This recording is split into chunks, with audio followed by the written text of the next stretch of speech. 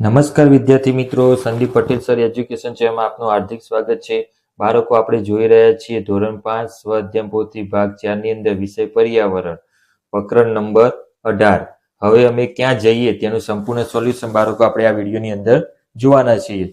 Video શરૂ કરતા પહેલા મારી ચેનલને સબસ્ક્રાઇબ કરો, બેલ આઇકન દબાવો, જેથી તમને રોજ નવા નવા વિડીયોનું નોટિફિકેશન મળતું રહે. અને જો તમને મારો વિડીયો ગમે તો તેને લાઈક કરો, કોમેન્ટ કરો, શેર કરો, અને જેથી દરેક બાળકો સુધી આ વિડીયો પહોંચી શકે. તો બાળકો, આપણે પહેલો પ્રશ્ન જોઈએ. તો પ્રશ્ન 1, જો તમારે પોતાનું ગામ છોડીને બીજે રહેવા જવાનું થાય તો તમારે શું શું છોડવું પડશે તે લાગુ પડતું હોય તેના નીચે ખરાની નિશાની કરો. તો મેં અહીંયા ખરાની નિશાની કરી છે. ઘર, શાળા, ખેતરો, પાદર, ડુંગર, મિત્રો, મંદિર, ભણાવતા શિક્ષકો, વૃક્ષો, તળાવ, પક્ષીનો કલરવ, વૃક્ષો, બસ, દુકાનો, દૂધની ડેરી, રમતનું મેદાન, નદી, ડોક્ટર, પશુ, આ બધું આપણે છોડવું પડે. એ રીતે બાળકો, આપણે બીજો પ્રશ્ન જોઈએ. તો અહીંયા બીજો પ્રશ્ન આપ્યો છે. લોકો એક ગામથી બીજે ગામ શા માટે સ્થળાંતર કરતા હશે? તમને જે બાબત સાચી લાગે તેની સામે ખરાની નિશાની કરો. તો બાળકો, અહીંયા મેં કર્યું છે. એક તો ધંધા રોજગાર માટે, બીજું 5મા નંબર છોકરાઓ માટે, નંબર 2 ભણવા મોટી શાળા નથી એના માટે, નંબર 4 દવાખાના નથી હોતા તેના માટે. આ બધી બાબતો આપણા જીવનમાં ખૂબ જ જરૂરી છે. તો આ માટે આપણે એક ગામથી બીજે ગામ સ્થળાંતર કરતા હોઈએ છીએ. એ રીતે બાળકો, પાના નંબર 71 ની અંદર જોઈએ.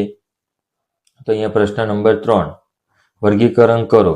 તો અહીંયા ગામમાં મળતી વસ્તુ અને બહાર લેવા પડતી વસ્તુ તો અહીંયા આપેલા છે બાળકો. આની અંદરથી આપણે વર્ગીકરણ કરવાનું છે. તો ગામમાં મળતી વસ્તુ, તો તેમની અંદર કરિયાણું, શાકભાજી, દૂધ, ઘી, ચંપલ, ગોદડા અને ફૂલ છોડ. બહાર લાવવી પડતી વસ્તુઓ, જેમાં ફળ, દવાઓ, પુસ્તકો, મોબાઈલ ફોન, બાઇક, સાયકલ, મધ, કપડાં, અનાજ, વાસણ, ખુરશી, ટાઇલ્સ, પાઇપ અને ખાટલો, કે જે આપણે બહાર ગામ લેવા જવું પડતું હોય છે. બાળકો, આપણે 72મા પાના નંબરની અંદર પ્રશ્ન નંબર 4, પ્રશ્નના જવાબ લખો. તેની અંદર નંબર 1, લોકો પોતાનું ગામ છોડીને બીજે ગામ શા માટે રહેવા જતા હશે? બહાર ગામ રહેવા જવા માટે ઘણા કારણો હોય છે. કેટલાક લોકો કામ માટે બહાર જાય છે, કેટલાક લોકો નોકરી માટે બહાર જાય છે, કેટલાક બદલી થતા બહાર જાય છે, કેટલાક લોકો સારી રોજગારી મેળવવા માટે બહાર જાય છે. એ તે બાળકો, અહીંયા બીજો પ્રશ્ન જોઈએ. તમારા ગામમાં થોડા દિવસો માટે કોઈ રહેવા આવ્યું હોય, તેઓ શા માટે રહેવા આવ્યા હશે? હા, અમારા ગામમાં કલર કામ સાથે જોડાયેલા એક પરિવાર 1 મહિના માટે રહેવા આવ્યા હતા. તેમને અહીંયા બનતા મકાનોને કલર કરવાનું કામ રાખ્યું હતું, આથી તેઓ અહીંયા રહેવા આવ્યા હતા. બાળકો, મારી વિડીયોને જોતા રહેજો, મારી ચેનલને સબસ્ક્રાઇબ કરતા રહેજો અને શેર પણ કરતા રહેજો. અહીંયા બાળકો, ત્રીજો પ્રશ્ન આપ્યો છે કે તમારા ગામમાં બહારથી કોઈ હંમેશા માટે રહેવા આવ્યું છે? તેઓ શા માટે રહેવા આવ્યા છે? તો અમારા ગામમાં એક દરજી કામ કરતો પરિવાર હંમેશા માટે રહેવા આવ્યો છે. તેને તેના ગામમાં કામ મળતું ન હતું અને અમારા ગામમાં કોઈ દરજી ન હોવાથી તેમને અહીં સારું કામ મળી રહે એ માટે આથી તેઓ અહીંયા રહેવા આવ્યા છે. એ જ રીતે બાળકો, અહીંયા ચોથો પ્રશ્ન આપ્યો છે. લોકો પોતાનું ગામ છોડી બીજે ગામ રહેવા જાય તો તેમને કઈ કઈ મુશ્કેલી પડે? તો લોકો પોતાનું ગામ છોડી બીજે ગામ રહેવા જાય તો બાળકો, તેમને રહેવા માટે મકાન રાખવું પડે, બધો સામાન ફેરવવો પડે, બાળકોના શાળામાં ભણવાની મુશ્કેલી પડે, નવા લોકો મિત્ર શોધવા પડે, તેથી તકલીફો પડે છે. તો આના સિવાય બીજી ઘણી બધી તકલીફો પડતી હોય છે. બાળકો, તમે જાતે પણ અનુભવ કરી અને લખી શકો છો તમને કઈ તકલીફો પડે તે. એ રીતે બાળકો, 5મો પ્રશ્ન જોઈએ. તમારા ગામમાં મોટો બંધ બની રહ્યો છે. તમારે તમારું ગામ છોડી બીજે રહેવા જવાનું થાય તો તમને કઈ મુશ્કેલી થાય? તો અહીંયા જો બીજે ગામ રહેવા માટે મકાન શોધવું પડે, નવી શાળા શોધવી પડે, રોજગારી મેળવવા મુશ્કેલી પડે, નવા લોકો સાથે સુમેળભર્યા સંબંધો સાચવવા મુશ્કેલી પડી શકે છે. તો બાળકો, આ બધી મુશ્કેલીનો સામનો કરવો પડતો હોય છે. પ્રશ્ન નંબર 6, તમારા ગામમાં એવી કોઈ વસ્તુ બની રહી છે જેનાથી આખા ગામમાં બીજા રહેવા જવું પડે, શું તમને ગમશે? એ ગમશે? હા, તો કેમ અને ના તો કેમ? ના, મને નહીં ગમે. કારણ કે નવી જગ્યાએ રહેવા જવાનું થાય તો ઘણી બધી મુશ્કેલીનો સામનો કરવો પડે, એટલા માટે મને નવી બનતી વસ્તુ ન ગમે. એ રીતે બાળકો 5મો પ્રશ્ન જોઈએ. શ્રવણના ગામમાં એક મોટું કારખાનું બની રહ્યું છે, જેનાથી લોકો પોતાની જગ્યા છોડી બીજે શહેર રહેવા જવાનું થશે. આ કારખાના જો ફાયદો થાય તો વર્તુળમાં ઘોર એટલે કે લાલ કલર કરો, અને જો નુકસાન થાય તેમાં વર્તુળમાં વાદળી રંગ કરો. તો બાળકો અહીંયા જો મેં વર્તુળની અંદર કરેલા છે.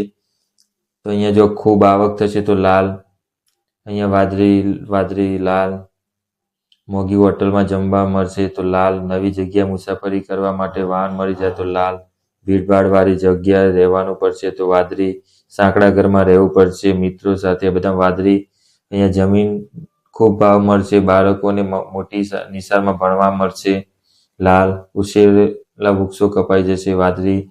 તો આ બધા મેં અહીંયા સોલ્યુશન આપેલું છે બાળકો, તો તમે તમારા સ્વાધ્યાયપોથીની અંદર પૂરી શકો છો. એ તે બાળકો 6થો પ્રશ્ન જોઈએ. 73મા પાના નંબરની અંદર પ્રોજેક્ટ. તમારા ગામમાં બીજા ગામમાંથી કાયમી રહેવા આવેલા કોઈ પરિવાર મળી નીચેની વિગતો મેળવો.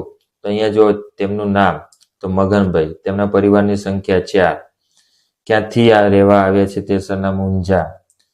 નંબર 4, તેમને પોતાનું વતન શા માટે છોડ્યું? તો કામ ચાલતું ન હોવાથી. 5મો પ્રશ્ન, તેમના ગામથી આ ગામ કેટલા કિલોમીટર? તો 15 કિલોમીટર દૂર છે. 6થો પ્રશ્ન, ગામ છોડતી વખતે તેઓ ત્યાં શું શું મૂકીને આવ્યા? તો મકાન ને દુકાનો. 7મો પ્રશ્ન જુઓ નંબર, ગામ છોડતી વખતે તેઓ શું શું સાથે લાવી શકે છે? સામાન, ગાડી અને સંચો. નંબર 8, તેમના ગામથી તમારું ગામ કેટલું અલગ છે? તો સુવિધાઓ ઓછી છે. નંબર 9, તમારા ગામ અને શહેરમાં આવીને તમને કોઈ તકલીફ પડી રહી છે? કઈ? ના, તકલીફ નથી. 10મો પ્રશ્ન નંબર, શું તેઓ તમારા ગામમાં આવીને ખુશ છે? હા, ખૂબ જ આનંદ છે એમને. 11મો પ્રશ્ન, ફરી તેઓ પોતાના ગામમાં જવા ઈચ્છે છે? શા માટે? ના, અહીં તેમને સારું કામ મળવા લાગ્યું છે એટલે તેઓના ગામમાં જવા ઈચ્છતા નથી. એ રીતે બાળકો અહીંયા 7મો પ્રશ્ન જોઈએ પાના નંબર 74ની અંદર. આયુષી નાના ગામડામાં રહે છે, વેદાંત એક મોટા શહેરમાં રહે છે. બંને એક જંગલ કેમ્પમાં મળ્યા. બંને જણા ભવિષ્યમાં જો પોતાનું સ્તર બદલવા પડે તો પોતાના ગામ અને શહેરમાં કઈ કઈ વિશેષતા છે એની વાતો કરે છે. તે નીચે મુજબ ટીક કરેલું છે. તો બાળકો અહીંયા જો મેં ટીક કર્યું છે નાનું ગામ અને મોટું ગામ, વેદાંતનું મોટું શહેર અને આયુષીનું નાનું ગામ. તો અહીંયા તમારી પ્રમાણે સ્વાધ્યાય પોથીની અંદર ટીક કરવાનું છે. સામે સૂચનાઓ વાંચવાની છે અને એ પ્રમાણે ટીક કરવાનું છે. બાળકો આપણે જોયું ધોરણ 5ની અંદર પર્યાવરણ વિષયની અંદર પ્રકરણ નંબર 18 હવે અમે ક્યાં જઈએ તેનું સંપૂર્ણ સોલ્યુશન આપણે આ વિડીયોની અંદર જોયું. તો બાળકો તમને મારો વિડીયો ગમ્યો હોય તો મારી ચેનલને સબસ્ક્રાઇબ કરો, બેલ આઇકન દબાવો અને લાઈક કરો, કોમેન્ટ આપો જેથી અને બીજા બાળકો સુધી આ વિડીયોને શેર કરો. આવજો બાળકો, આવતીકાલે આપણે આ સમય ફરીથી મળીશું. Good night.